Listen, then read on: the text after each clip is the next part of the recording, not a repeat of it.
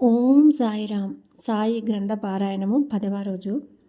అయితే మహారాష్ట్ర దేశంలోని ప్రథమ కవియు యోగీశ్వరుడునగు జ్ఞానేశ్వర మహారాజు యోగుల చరిత్ర వ్రాసిన వారిని భగవంతుడు ప్రేమించినని చెప్పియున్నారట.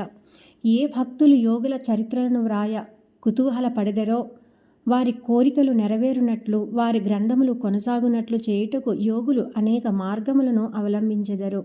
యోగులే అట్టి పనికి ప్రేరేపింతురు.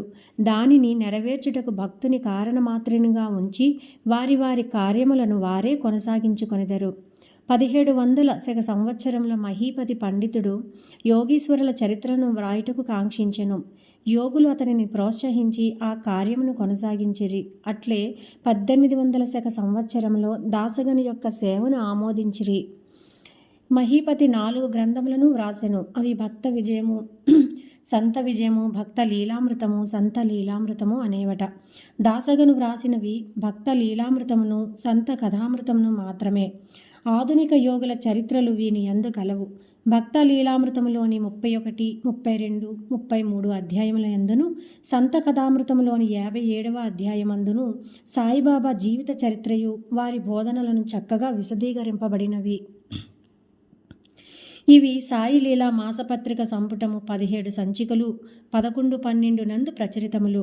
చదువరులు ఈ అధ్యాయములు కూడా పఠించవలెను. శ్రీ సాయిబాబా అద్భుత లీలలు బాంద్రా నివాసినియగు శ్రీమతి సావిత్రిబాయి రఘునాథ్ తెండూల్కర్ చే చిన్న పుస్తకంలో చక్కగా వర్ణింపబడినవి. దాసగను మహారాజు గారు కూడా శ్రీ సాయి పాటలు మధురముగా వ్రాసి ఉన్నారట. గుజరాతీ భాషలో అమీదాస్ భవానీ మెహతా అను భక్తుడు శ్రీ సాయి కథలను ముద్రించినారటండి. సాయినాథ ప్రభ అను మాసపత్రిక షిరిడీలోని దక్షిణ భిక్ష సంస్థ వారు ప్రచురించి ఉన్నారు. ఇన్ని గ్రంథములు ఉండగా ప్రస్తుత సచ్చరిత్ర వ్రాయుటకు కారణమేమి, దాని అవసరమేమి అని ఎవరైనా ప్రశ్నింపవచ్చును. ఇది హేమడ్ పంత్ వారు ఈ గ్రంథరచనను హేమడ్ పంత్ వారు రచించారు కనుక ఇది భక్తుల మధ్యలో వచ్చే సందేహం కదా అని ఆయన అందరికీ దీని యొక్క వివరణ మనకి ఈ అధ్యాయంలో చెప్పడం జరుగుతుందన్నమాట. తదుపరి అధ్యాయము తదుపరి వీడియోలో తెలుసుకుందాం. అయితే ఈ పారాయణము ఎక్కువ సమయం వినాలని ఆసక్తి కలవారు ఈ ఛానల్ని సబ్స్క్రైబ్ చేసుకోండి. నేను చేస్తున్న ప్రతి వీడియో మీకు చేరుతుంది. ఓం నమో శ్రీ సాయినాథాయ నమః.